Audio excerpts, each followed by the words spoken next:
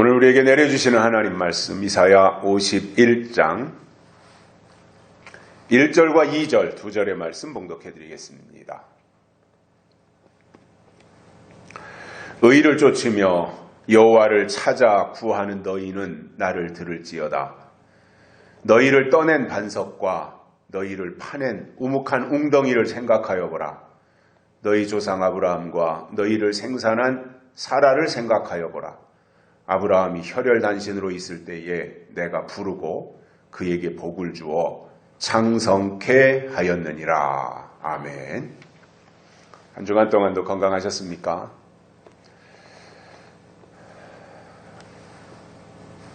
잠긴 문을 열 때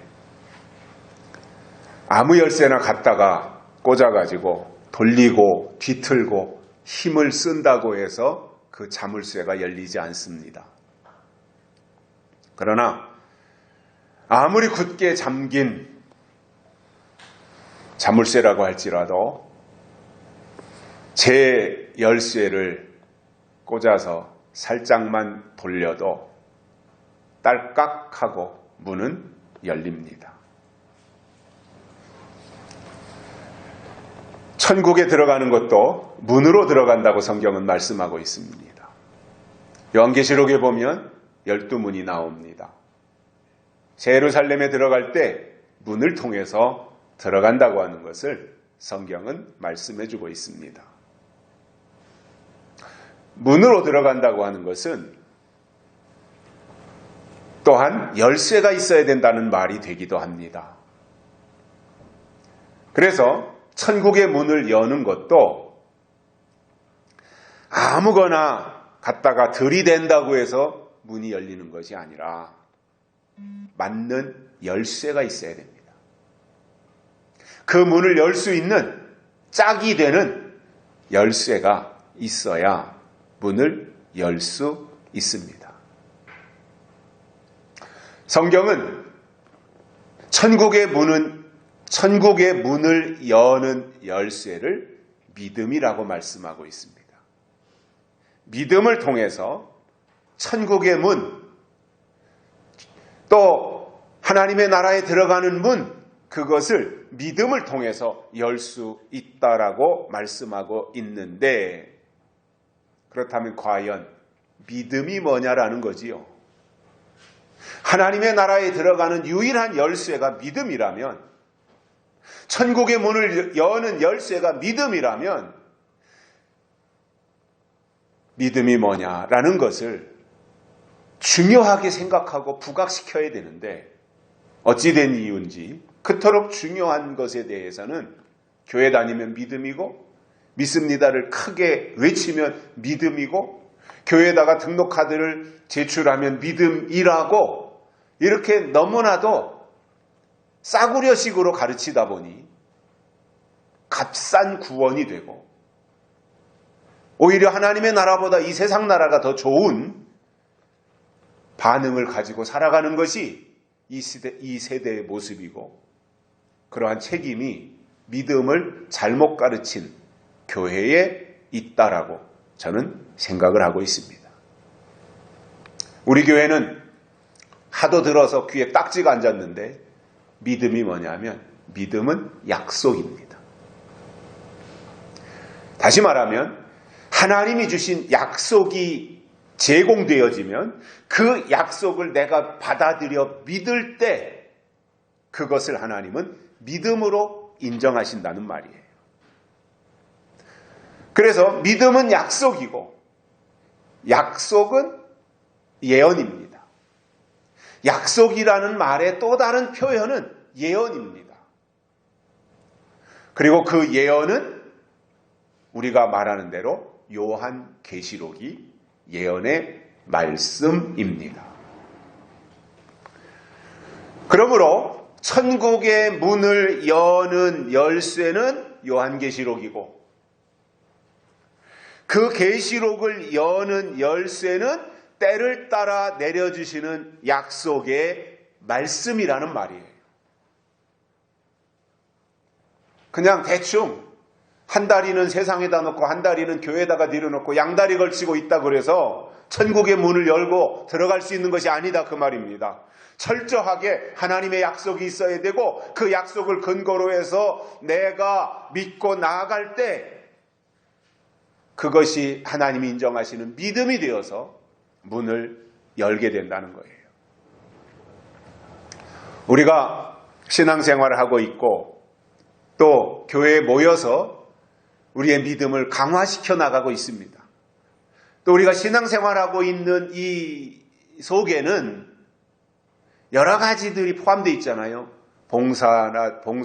봉사생활이라든가 기도생활이라든가 말씀생활이라든가 이런 헌금생활이라든가 이런 것들이 이제 다 포함되어서 신앙생활이라고 말을 하게 되는데 그 중에 하나가 기도라는 거잖아요. 신앙생활 속에 기도생활이 포함되어져 있는데 그래서 교회에 모이면 기도하고 또 각자가 자기가 처한 환경 속에서 수시로 기도를 하게 되는데 사실상 많은 사람들이 하나님께 아뢰다고 하는 그 기도의 내용을 들어가서 보면 자기의 필요한 것을 하나님께 아뢰어 가지고 내게 이것이 필요하니 하나님이 그것을 결제해서 나에게 허락해달라고 하는 내용이 거의 대부분을 이루고 있지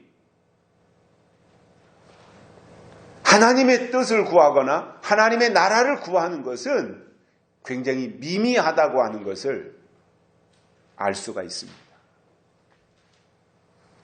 그러나 엄밀한 의미에서 보면 기도라고 하는 것은 기도의 핵심이 뭐냐면 하나님을 구하는 것입니다.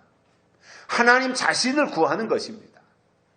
그리고 그 하나님이 오시면 사실은 모든 것이 다 해결되는 것입니다.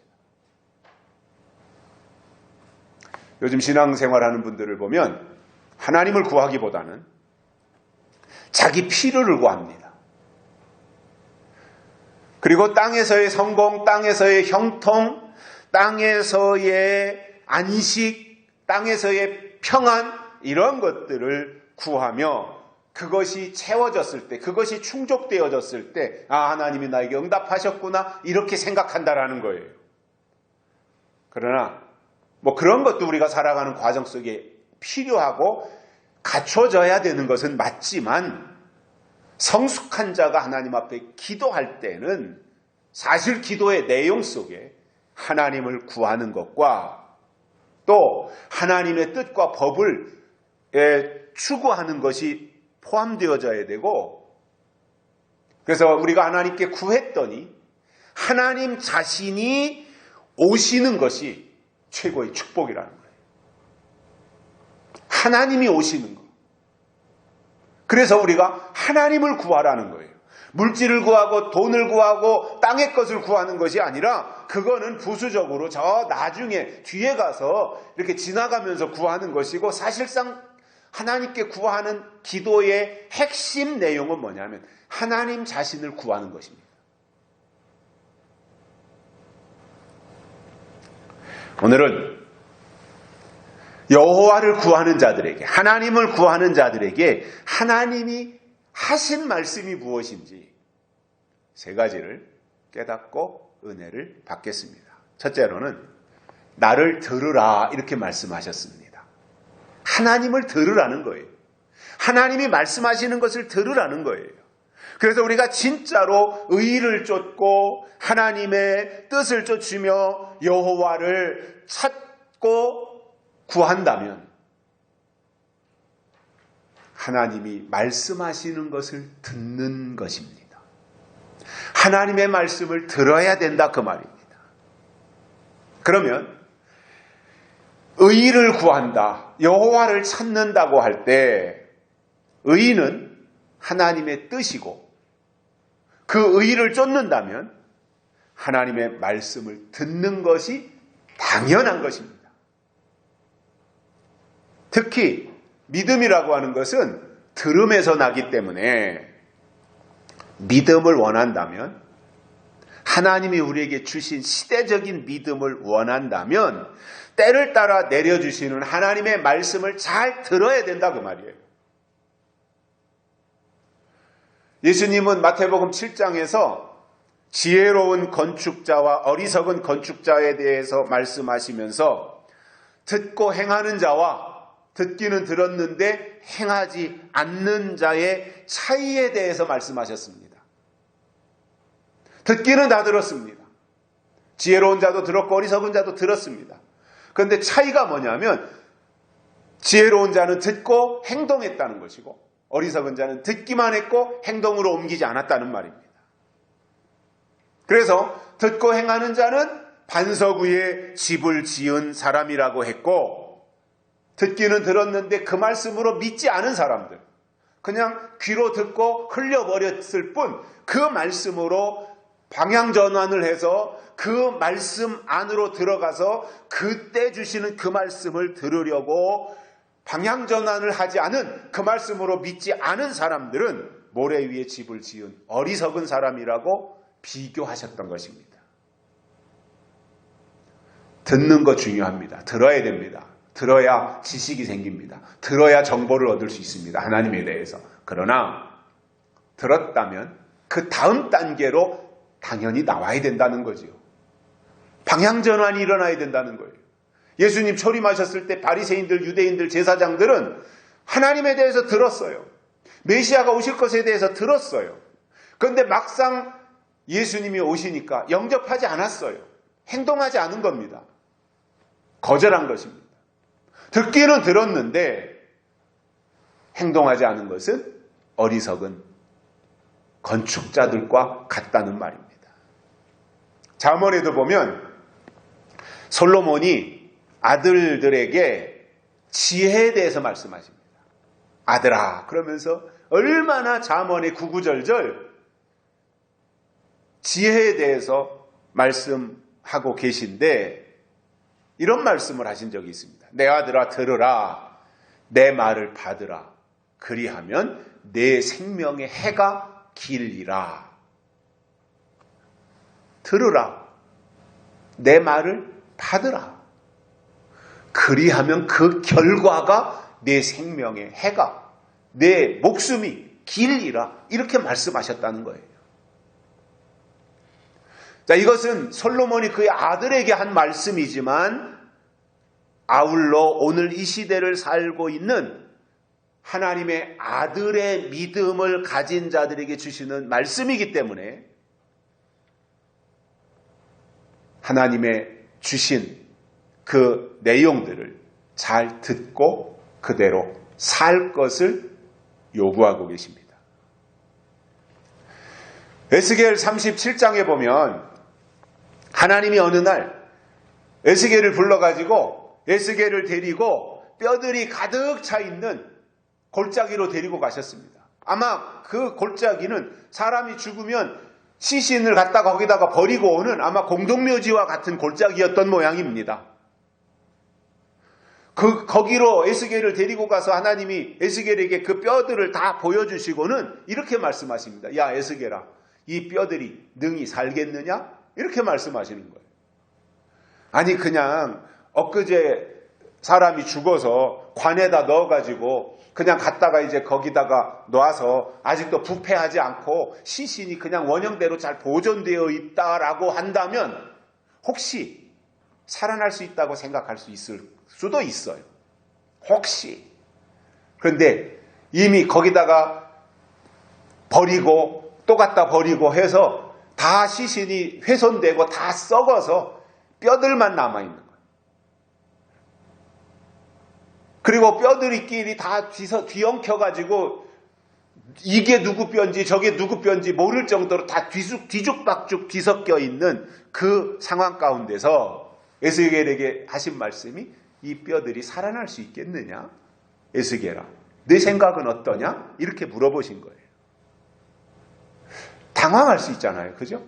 난데없이 전혀 생각해보지 않은 질문을 던지면 당황할 수 있지 않습니까? 어리둥절해진 에스겔은 이렇게 대답합니다. 주께서 아시나이다. 현명한 대답이라고 생각해요. 주께서 아시지 않습니까? 그랬더니 이번에는 에스겔에게 그 뼈들을 향해서 너희에게 생기가 들어가 살아나게 할 것이니 여호와의 말씀을 들으라, 이렇게 설교하라는 거예요. 에스겔 보고 뼈들을 향해서 너희에게 생기가 들어갈 것이니 너희가 살아날 것이니 내 말을 들으라, 여호와의 말씀을 들으라, 이렇게 설교하라는 거예요. 자, 그러면 여러분, 말이라고 하는 것은 살아있는 사람이 듣는 겁니다. 설교라고 하는 것은 육신을 가지고 있는 사람이 듣는 거예요. 그런데 죽은 지 이미 오래되어서 마른 뼈들만 그냥 나뒹굴고 있는 그 뼈들을 향해서 설교를 한다고 하니 사실상 상식적으로 보면 말이 안 되는 거죠. 상식으로 보면 말이 안 되는 거예요. 물론 우리가 믿는 하나님은 상식을 초월하는 분이시니까, 초자연적인 하나님의 역사를 행하실 수 있는 분이니까 물이 변해서 포도주가 되게 하시고 홍해를 갈라서 건너가기도 하시고 만나를 내리시기도 하시고 메추라기를 주시기도 하시고, 아니 이렇게 초자연적인 하나님의 능력을 가지신 분이니까 물론 우리가 상식을 뛰어넘어서 믿음을 가지고 있다면 그 이상의 것을 우리가 상상할 수 있고 기대할 수 있는 것은 맞지만, 당장 우리에게 중요한 것은 처한 현실이고 현실은 상식이잖아요.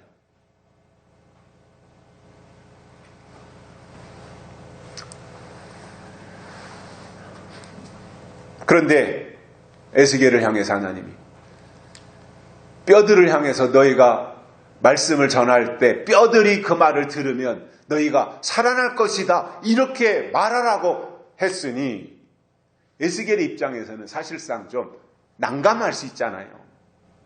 저는 하나님의 일을 했던 사람들을 볼 때 전혀 터무니없는 하나님의 요구 앞에서 한마디도 하나님 안 돼요, 싫어요, 못해요, 이것이 없었더라는 거예요. 노아를 향해서 방주 지으라고 할 때도요, 그거 어떻게 산꼭대기에다 방주 지어요, 하나님 정신 차려요, 그게 말이 돼요, 이러지 않았다는 거예요.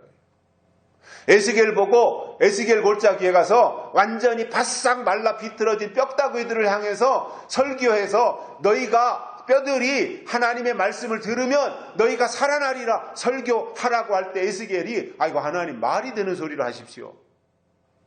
이게 죽은 지 하루 이틀 지난 것도 아니고 몇 년이 지나고 몇십 년이 지난 뼈들도 있는데, 아니 뼈들이 설교한다고 어찌 듣겠으며 뼈들이 어떻게 살아날 수 있습니까? 하나님 안 되잖아요 그건. 이렇게 말할 수 있거든요. 그렇지 않았다는 거죠.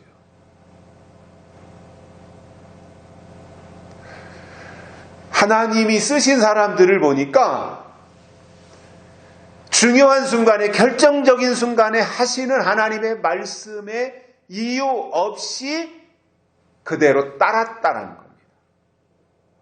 안 돼요가 없었다는 거예요. 못해요가 없었더라는 거예요. 그대로 행한 겁니다. 여기에서 놀라운 반응이 세 가지가 나옵니다. 하나는 에스겔이 하나님이 지시하신 그대로 마른 뼈들을 향해서 설교했다고 하는 것입니다. 대단한 겁니다, 이거요. 두 번째로는 그 결과 에스겔이 뼈들을 향해서 설교했더니 놀라운 사실은 뼈와 뼈들이 서로 연결이 되더라는 거예요. 뼈와 뼈, 손가락 마디마디 엄지손가락에 뼈가 날라와가지고 그 뼈에 가서 붙고 발가락이 붙고 머리가 가서 붙고 척추뼈가 붙고 갈비뼈가 붙고 이렇게 마디마디 자기가 찾아서 자기 위치에 가서 다 연결되고, 그리고 거기에 힘줄이 생기고 혈관이 생기고, 그리고 그 위에 살이 오르고 가죽이 덮였다, 이렇게 말씀하고 있어요.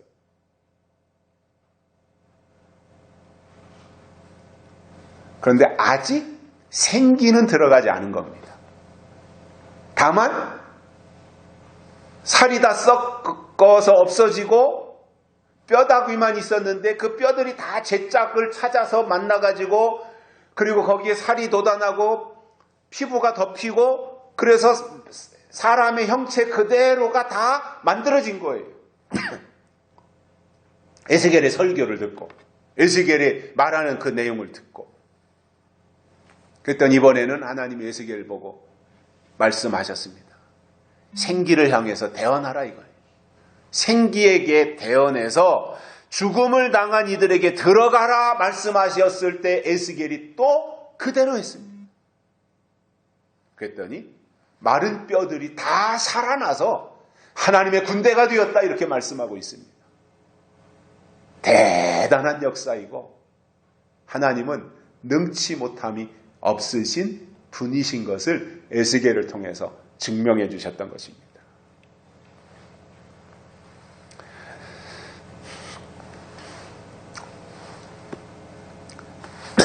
여기서 중요한 것은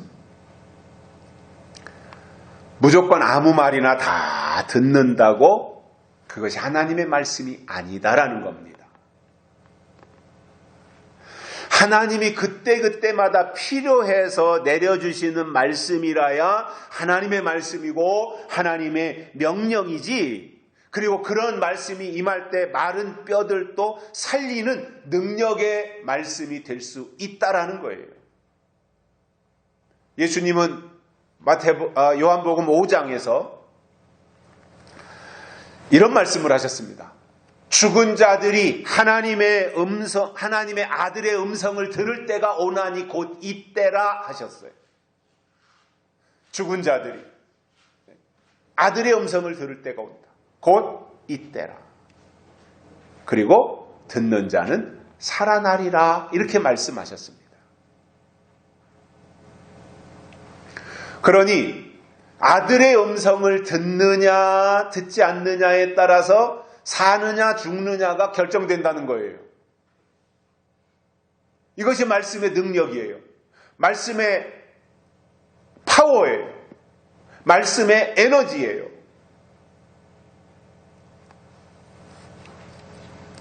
요한계시록 2장과 3장을 보다 보면 반복되는, 그러면서도 재미있는 내용들이 나옵니다. 귀 있는 자는 성령이 교회들에게 하시는 말씀을 들을지어다, 이 말씀입니다.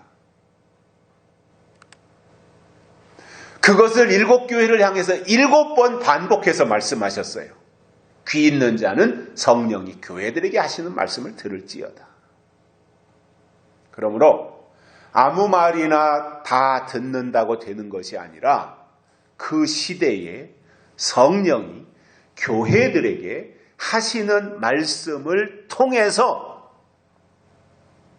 하나님의 사람들이 나타나고, 또 그 말씀을 들음을 통해서 믿음이 생기며, 이러한 믿음이라야 영을 살리고 이것이 하나님의 사람들이 가져야 될 태도라는 말입니다.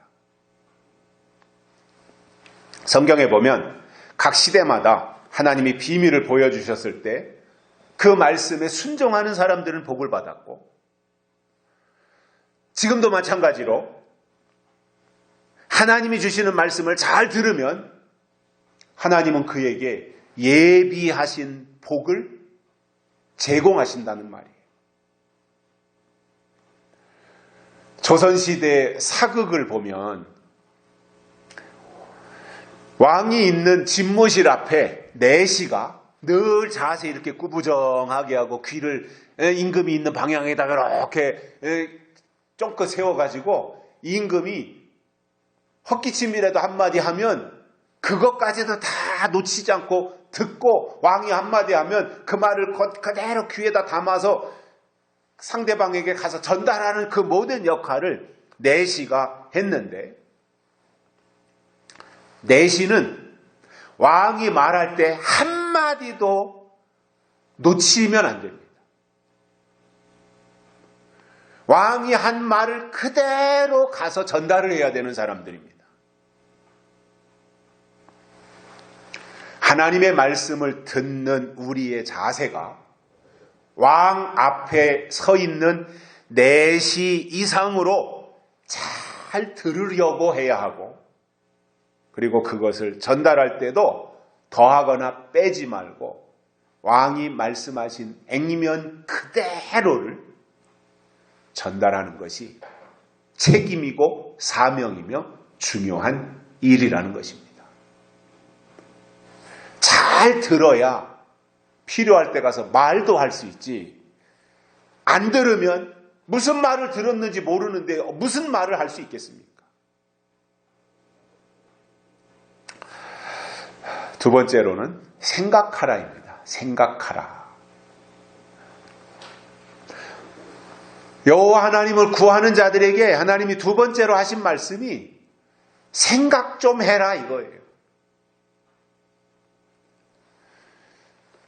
하나님이 생각하는 기능을 동물에게는 주시지 않았어요.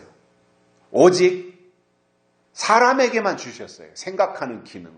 그렇기 때문에 사람이 만물의 영장이라는 거예요. 생각하는 기능이 있기 때문에.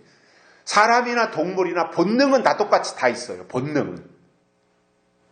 그러나 생각하는 기능, 창조적인 생각을 할 수 있는 기능은 오직 사람에게만 주신 거예요. 만약에 소에게 생각하는 기능을 하나님이 주셨다면, 소가 덩치가 이렇게 크잖아요. 700kg 막 이렇게 나가잖아요. 소 한 마리가. 힘이 얼마나 셉니까?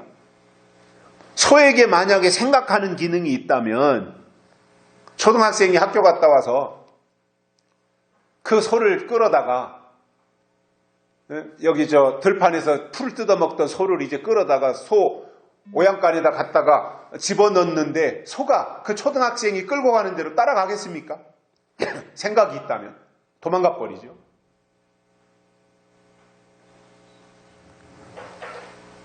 그런데 이 생각하는 기능이 없다 보니까 소는 어른이 끌던 애들이 끌던 이리 끄는 대로 저리 끄는 대로 끌려다니는 거예요. 생각하는 기능이 없기 때문에 그런 거예요. 여러분, 믿음이라고 하는 것은 하나님을 생각하는 것입니다. 하나님이 하신 일을 생각할 뿐만 아니라 하나님이 하실 일까지 생각하는 거예요. 사춘기가 지났을 때 10대 후반, 20대 초반 이런 때는 상상력이 풍부해가지고요. 생각을 참 많이 해요. 그리고 뭔가 하나 소설책을 봤다, 만화책을 봤다, 거기서 터득한 어떤 지혜, 이것을 가지고 무궁무진한 상상을 하는 겁니다. 말도 안 되는 상상까지도 하지 않습니까? 터무니없는 상상까지도 하게 되는. 근데 왜냐? 그 시기가 그렇게 생각을 하고 상상을 할 수 있는 그 에너지가 뇌에서 나오기 때문에 그런 거예요. 우리가 신앙생활하는 데 있어서 믿음을 그냥 주일날 가서 교회 가서 예배 참석하고 성가대 찬양을 듣고 목사님 설교나 듣고 아멘 한마디 하고 그리고 축도 받고 내가 집에 오면 내 할 일을 다 했다 이렇게 생각한다면 그것은 굉장히 어린아이식 신앙생활이고 어린아이식 사고방식인 겁니다. 그렇기 때문에 전하는 사람이 하나님에 대해서 생각을 많이 하고 그 속에서 자기가 터득하고 깨달은 것을 듣는 자들에게 말해줄 때 듣는 사람들도 같이 그런 생각을 공유해서 하나님을 생각하게 되는 거죠. 그런데 전하는 사람이 전혀 생각하지 않은 것에 대해서 그냥 성경에 있었던 과거의 아브라함 얘기, 모세 얘기, 다윗 얘기 이런 거는 간단히 해가지고 그러니까 열심히 믿고 복받고 천국 갑시다 이렇게 해놓고 끝난 다음에 생각이 없는 거예요. 그러니 그의 생각이 확장되겠습니까? 생각의 범위가 넓어지겠습니까?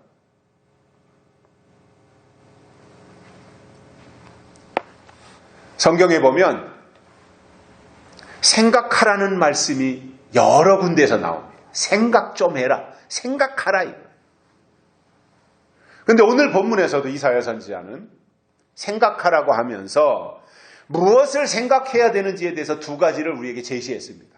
하나는 너희를 떠낸 반석과 우묵한 웅덩이를 생각하라 이렇게 말씀했어요. 또 하나는 너희 조상 아브라함과 너희를 생산한 사라를 생각하라 이렇게 말씀하고 있어요.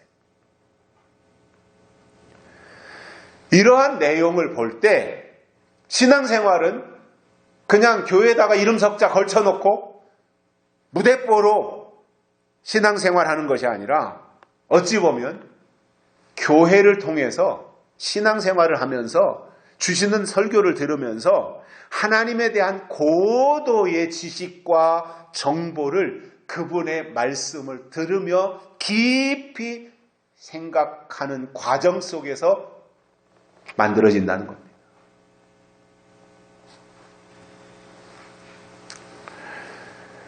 요한계시록 3장에는 4대 교회에 대한 말씀이 나오는데 너희가 어떻게 받았으며 어떻게 들었는지 생각하라 이렇게 말씀하고 있습니다. 어떻게 받았고 어떻게 들었는지 생각하라. 어린 아이들은 생각할 줄을 몰라요. 제 손자 석염이도 보면 4살인데 제잘제잘 말은 잘하고 뭐 자기 표현은 하고 하는데 구체적으로 생각하는 기능은 아직 어리기 때문에 없어요. 그러나 성장한다고 하는 것이 뭐냐면 생각과 계획과 비전과 꿈과 이런 것들이 그 속에 만들어지는 거예요. 그래서 나이가 들면 생각하는 기능이 정상화되기 때문에 내가 해야 될 일이 무엇인지 이것에 대해서 계획을 세울 수 있게 되는 겁니다. 그렇기 때문에 생각하는 신앙은 성장하고 발전하지만 생각이 없는 신앙은 머리에 들은 것이 없기 때문에 똑같은 사람이 똑같은 대상을 놓고 설교하면서 어제는 이렇게 말해도 아멘.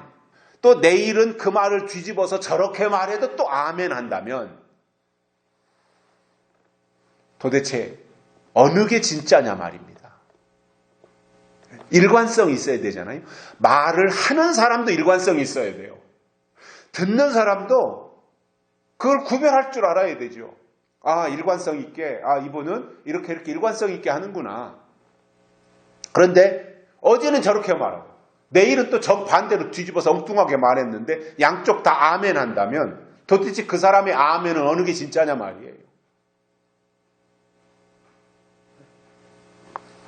방향성도 없고 일관성도 없이 가다 보면 엉뚱한 길로 가는 거지요. 주여 주여는 했는데 주님이 모르신다고 하는, 그리고 아멘은 열심히 했는데 좁은 길인지 넓은 길인지 좁은 문인지 넓은 문인지 그것도 구별하지 못하고 가다 보면 끝에 가서 구렁텅이에 빠지는 결과를 초래하게 되지 않겠냐는 거죠. 어디 가서 하소연 할 거예요? 그날 가서.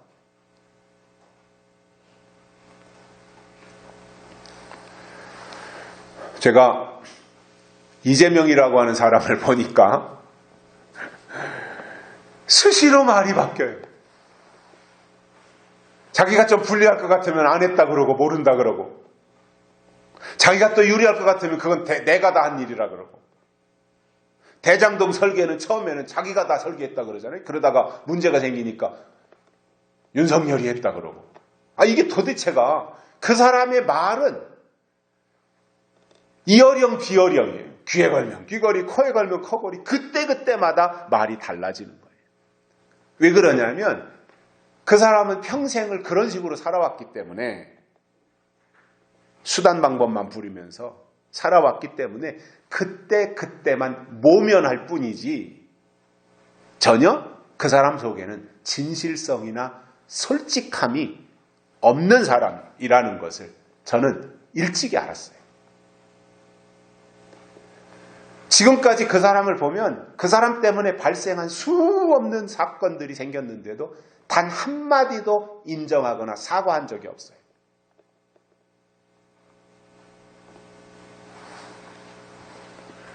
설교하는 사람을 주의 종이나 또는 영적 지도자라고 말합니다. 그렇다면 설교하는 사람은 자기가 한 말이나 자기가 한 설교에 대해서 책임을 져야 하고, 혹시 이렇게 많은 말을 하다 보면 말이 실수로 잘못 나갈 수 있잖아요. 예를 든다면 노아가 방주를 잣나무로 졌는데 대나무로 졌다, 이렇게 말할 수 있거든요. 순간적으로 자기도 많은 말을 하다 보면은 자기도 모르는 사이에 다른 말이 나갈 수 있단 말이에요. 그럼 누군가가 와서 아이고 왜 저 잣나무로 지었다고 성경은 말하고 있는데 왜 대나무로 졌다고 그러느냐. 그럼 말을 실수한 거지. 그거는 그 사람이 일부러 그런 게 아니거든요. 실수한 거지. 그렇다고 그러면 이거 내가 그랬습니까? 그건 내가 어떻게 말하다 보니까 말에 실수가 나간 건데 하면서 이제 바로 잡아주는 게 맞죠. 인정하고. 그런데 그걸 가지고 감히 내가 설교하는 사람인데 목사의 권위에 도전하냐 그러면서 막 윽박지른다면 그건 잘못된 거잖아요.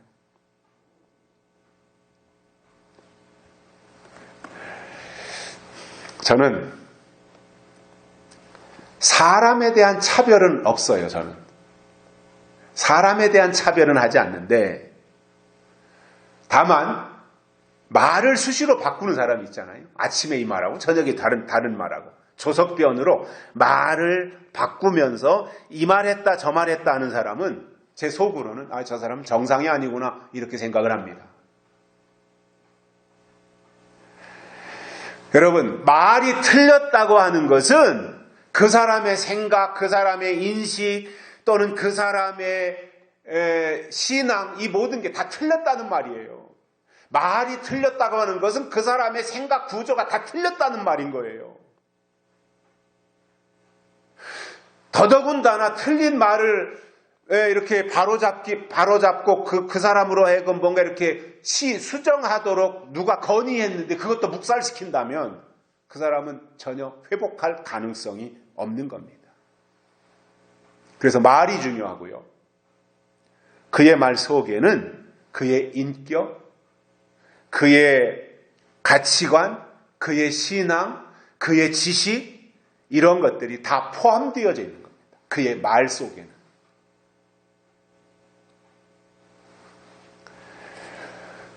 성경은 우리에게 생각하라고 말씀하시고 있는데, 생각하는 신앙이 성장하고 분별해서 하나님의 뜻을 제대로 알 수 있는 것입니다.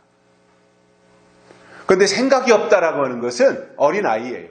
나이는 40이 넘고 50이 넘고 60이 넘었어도 전혀 생각이 없다고 하는 것은 그는 어린아이인 겁니다. 어린아이는 100% 미혹에 다 넘어갑니다. 사탕 하나면 끝장나는 겁니다. 달콤함이면 끝장나는 게 어린아이 수준인 겁니다. 왜냐? 생각할 줄 모르는 거예요. 지금도 마찬가지로 어디서 요한계시록을 설교한다고 쫓아가서 무조건 여긴 요한계시록 하니까 아멘만 하면 돼, 이렇게 따른다면 그것도 별스럽지 않은 신앙인 겁니다. 물론 요한계시록이 중요하지만 지금 앞에서 말하는 사람이 어떤 내용을 가지고 무엇을 말하는지 그 내용을 잘 듣고 성경을 근거로 말한다면 그것은 옳은 것이고 또 아멘도 할 수 있는 겁니다. 그러나 성경적 가치가 만들어지지 않으면 옳고 그름의 분별이 안 되는 거예요. 기준이 없는데, 기준 자체가 없는데 뭐가 옳고 뭐가 글러요. 성경이 기준이 되고 또 요한계시록이 기준이 되고 성경적 재림신앙이 기준으로 딱 잡혀져 있으면 그것이 잣대가 되어서 이 말을 들어보니까 이건 옳다. 이쪽 말 들어보니까 이거는 잘못된 말이다. 그래서 내가 기준을 가지고 분별할 수 있게 된다라는 것입니다. 히브리서 기자는 단단한 식물을 먹고 장성하라고 말씀하고 있는데 그 말을 바꿔 말하면 생각하라 그 말입니다. 생각하라. 그래서 생각하는 신앙이 하나님의 뜻을 분별해낼 수 있는 것입니다. 그러면 하나님의 일을 해야 될 사람들은 하나님의 약속을 어떻게 받았으며 어떻게 들었는지에 대해서 생각할 줄 알아야 됩니다. 하나님이 어떻게 우리를 부르셨는지, 또 하나님이 어떻게 우리를 쓰시려고 하는지 그것에 대해서 생각을 해야 되는 겁니다.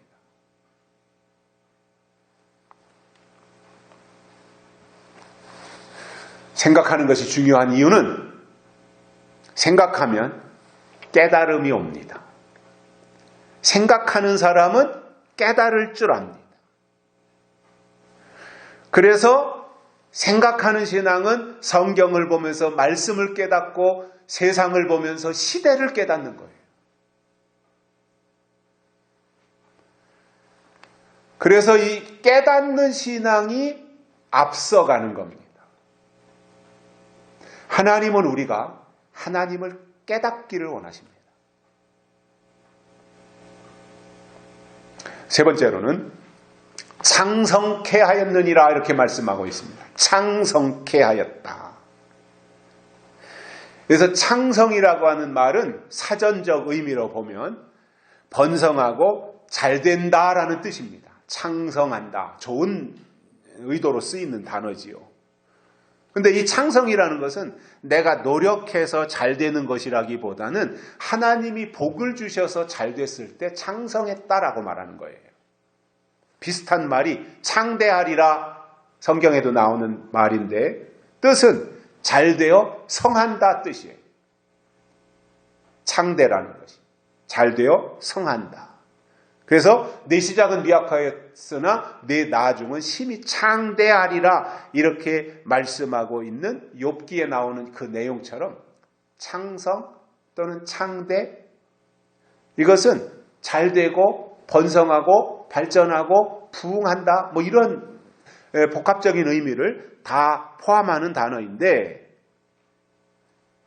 이것을 하나님이 주셔서 창성케 되고 창대케 되리라는 말씀이지 않습니까? 그런데 하나님이 창성케 하시든 창대케 하시든 이것은 하나님이 주시는 복인데 하나님이 하시는 일들을 보면 맨 나중에 가서 잘 되더라 이거예요. 물론 점진적으로 잘 되지만 끝에 가서 보니까 잘 된 거예요. 끝에 가서 잘 되고 보니까 과정에 힘든 일이 있었지만 과정도 다 잘 된 거지요. 그렇지 않아요? 끝에 가서 성공하고 보니까 다 과정도 좋은 거예요. 끝에 가서 내가 잘 되고 보니까 과정에 있었던 모든 아픔들은 간증거리가 되는 거잖아요. 그리고 성공을 향해서 가는 어떤 디딤돌 역할을 했던 것으로 다 이해하고 다 감수하게 되는 거지 않습니까? 그런데 하나님은 놀랍게도 하나님 열심히 믿을게 나를 축복해 주세요. 이렇게 했다고 해서 출발하는 첫 단계부터 왕창 복을 쏟아주는 것이 아니라 시작하면 그래 알았어. 이제부터 네가 열심히 해봐. 그러면서 이제 열심히 신앙생활하면 때로는 시험도 주시고 때로는 아프게도 하시고 이러면서 하나님이 오히려 더 힘든 과정들 속에서 그를 연단하시는 때가 훨씬 더 많았고요. 그 과정에서 다 참고 진행하면서 길들여져서 마지막에 가서 하나님이 모든 것을 다 테스트를 끝내시고 이제야 내가 내 믿음을 보았노라 하시면서 그때 드디어 그로 하여금 형통하게 하시는 창대케 하시는 그 역사들을 성경을 통해서 우리가 발견하는 거예요. 물론 우리가 기도하면서 지금도 하나님이 주신 은혜 가운데서 필요한 것들을 하나님께로부터 공급받으며 살아야 되는 건 맞아요. 그러나 지금 이렇게 근근히 우리가 조금씩 도약하면서 하나님이 주시는 은혜 속에서 사는 이것이 전부가 아니라는 거예요. 사실 우리 앞에 놓여있는 기다리고 있는 하나님의 창성케 하심, 하나님의 창대케 하심 이거는 우리가 상상할 수 없을 정도로 엄청난 것이라는 말입니다.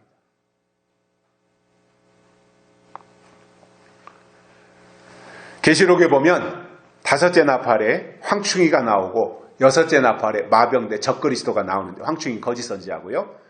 여섯째 나팔에 나오는 마병대는 적그리스도인데, 그것이 나오면 자기를 보여 하나님이라고 한다, 이렇게 성경은 설명하고 있습니다.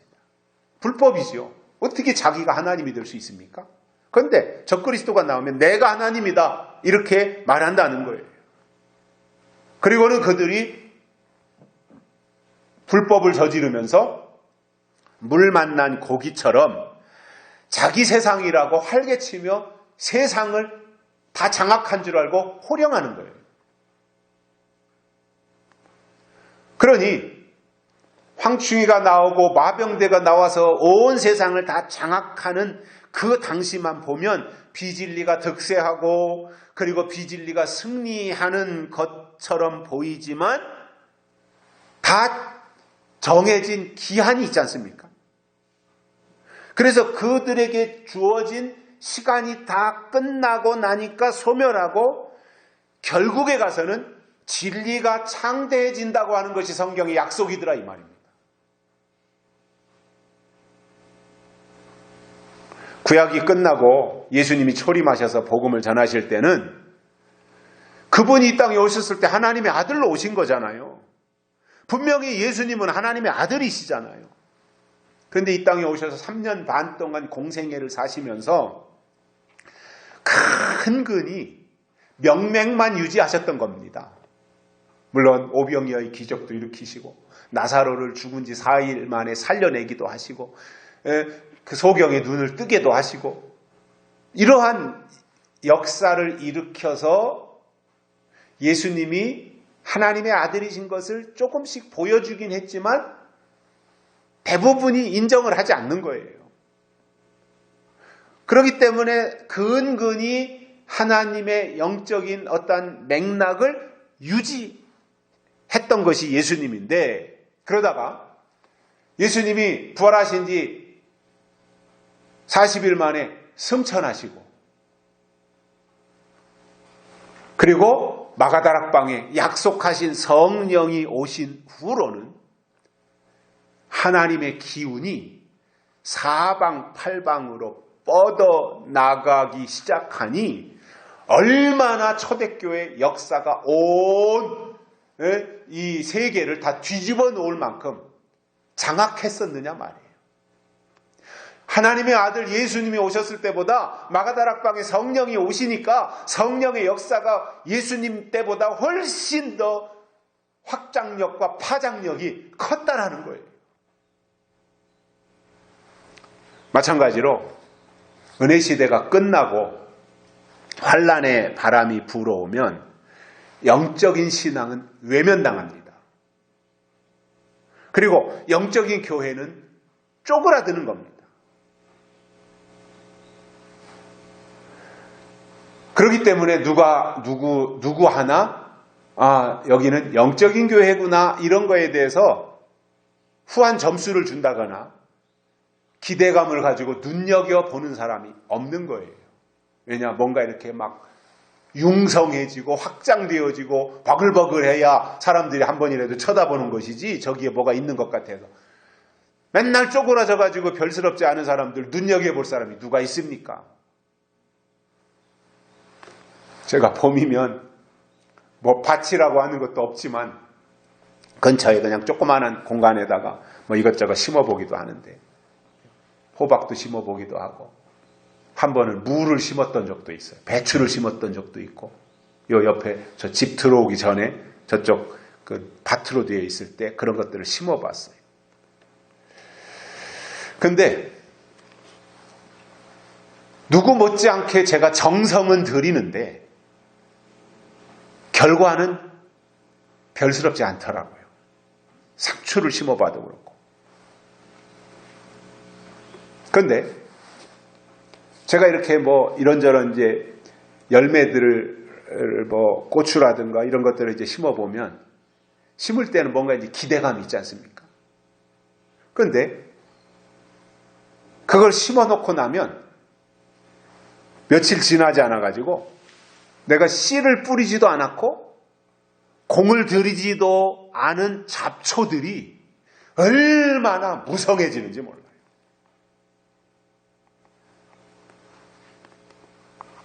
그러니 이제 가끔씩 낫을 가지고 가서 그 잡초들을 다 제거를 하지만 며칠 지나고 나면 도로 뒤덮어버립니다.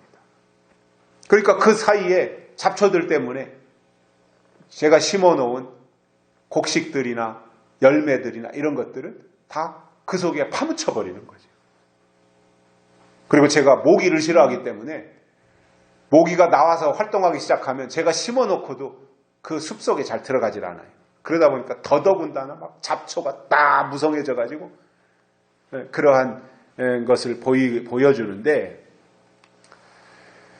열매나 곡식이나 이런 것들은 돌봐도 잘 안 되는데 잡초들은 걸음을 주지도 않는데 가물어도 죽지도 않고 그놈들은 얼마나 왕성하게 잘 되는지 몰라요. 저는 교회의 원리도 이와 같다라고 생각을 하면서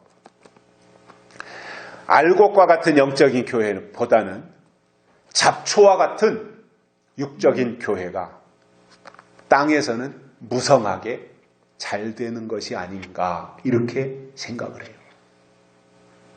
왜냐? 원리와 이치는 똑같잖아요.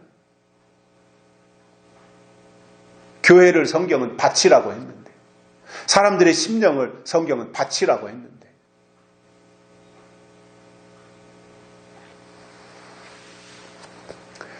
그러나 아무리 인심 좋은 농부라고 할지라도 잡초가 이렇게 무성해지는데 잡초에 관심을 가지고 야, 잡초가 이렇게 잘 되니까 좋다 이렇게 할 농부가 어디 있습니까? 오히려 낫을 들고 나가서 잡초가 올라올 때마다 그걸 다 베어버리고, 잡초가 워낙 왕성해서 그걸 다 베어버릴, 낫으로 베어버릴 시간이 없으면 그냥 거기다가 제초제 갖다 다 뿌려가지고 곡식을 보호하려고 하듯이 하나님의 마음도 그렇다는 거예요. 과정에서는 곡식이 잡초에게 눌릴지 모르지만 끝에 가서는 하나님의 사람들이 오히려 창대케 되리라. 이거 별스럽지 않았는데 저 사람들이 저렇게 됐어? 이게 창대케 되는 거고 세상을 놀래키는 것이 되지 않겠습니까? 저는 계시록을 보면서 하나님의 역사를 기대하는데, 시대가 바뀔 때 다 쭈그러들고 사라지는 것 같지만 사실상 인치는 역사가 시작되면 그 기간도 정해져 있잖아요. 1260일. 그리고 그때 나타날 사람들이 14만 4천. 이것은 반드시 하나님의 방법으로 채우실 것이고, 이렇게 되는 것이 창성케 되는 역사라고 저는 생각하고 있습니다.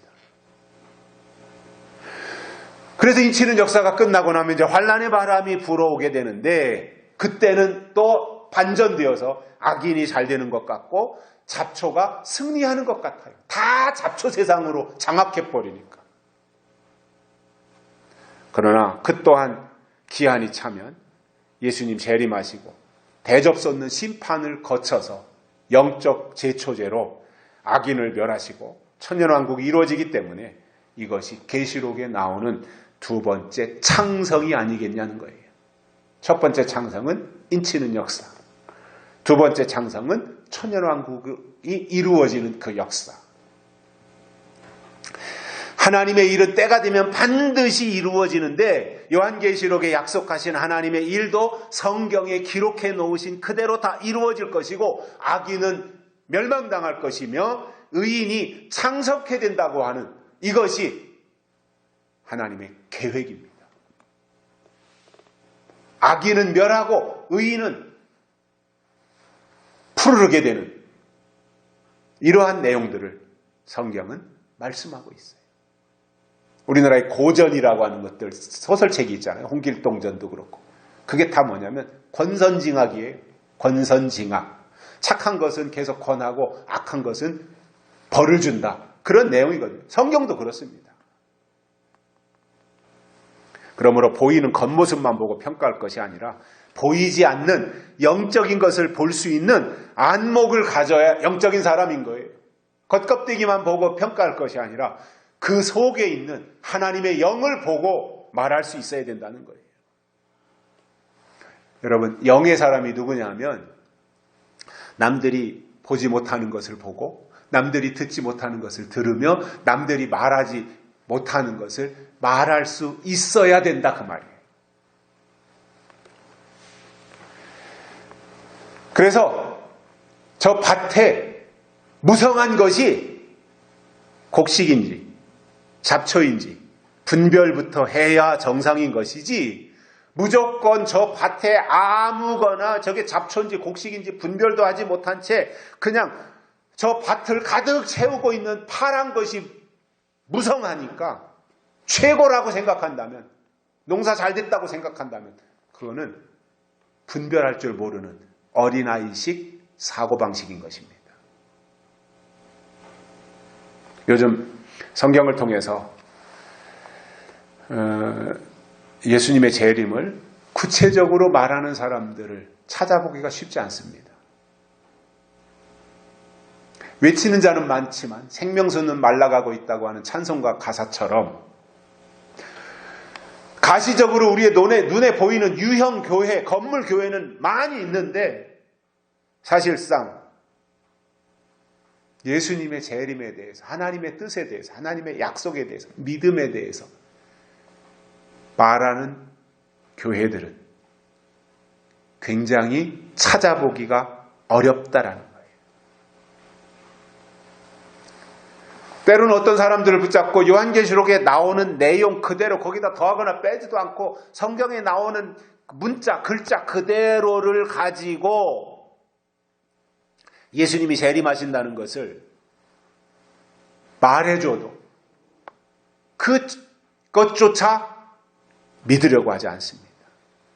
성경에 나오는 내용 그대로 가지고 가서 이제는 시대가 이러니까 인맞아야 한다라고 말하면 그 사람이 어떻게 생각해요? 말하는 사람은 아이고 저 사람은 아직도 계시록 가지고 저런 말을 해, 시대에 뒤떨어진 사람이구먼, 이렇게 취급하고 만다는 거예요. 사실은 계시록을 가지고 예수님의 재림을 말하는 사람들이 앞서가는 사람들인 거예요. 그걸 모르는 사람이 뒤처진 사람인 거예요. 그런데 뒤처진 주제에 계시록을 가지고 사실을 말하는데 뒤처진 사람으로 생각하는 것은 그 사람이 성경을 모르고 영의 세계를 알지 못하기 때문에 그런 것입니다. 결론으로 현재 우리가 땅에서 살고 있지만 땅의 것을 구하기보다는 먼저 그의 나라와 그의 의를 구하고 여호와 하나님을 구하는 것이 믿음이라는 거예요. 그 믿음을 우리가 가져야 된다는 거예요. 그런데 오늘 이 시대 어땠습니까? 세상 얘기하면 귀를 쫑긋 세우고 돈 얘기하면 쫑긋 세우고 그거를 들으려고 하고 그거 어떻게 하면 내가 그 복을 받을 수 있는가, 여기에 대해서는 관심을 가지지만 예언의 말씀에 대해서 말하면 다 외면합니다. 정상이 아니라는 이야기예요. 초림 때 바리새인들하고 똑같아지는 거예요. 화석처럼 굳어지고 있는 거예요. 살아있어야 되는 유기적인 관계가 돼야 되는데 화석처럼 굳어지는 거예요. 바리새인들이 예수님 초림하셨을 때 다 화석처럼 굳어진 사람들이었던 거거든요.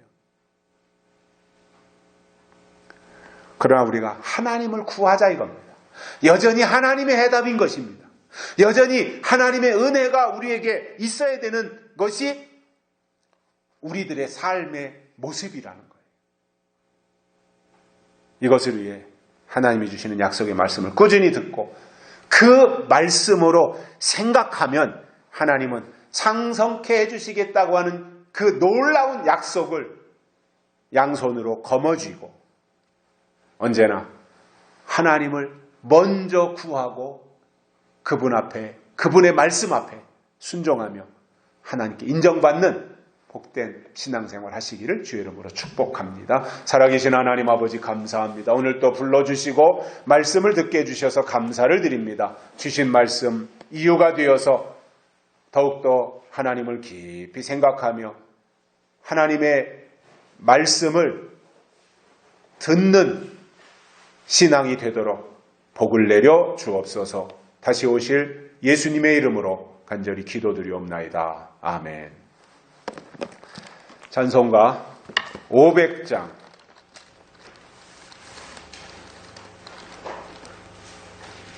1절과 4절 부르시면서 헌금 드리시겠습니다.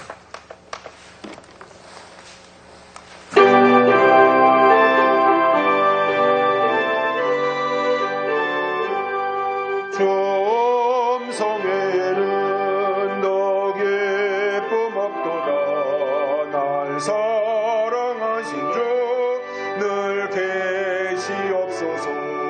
기쁘고 기쁘도다.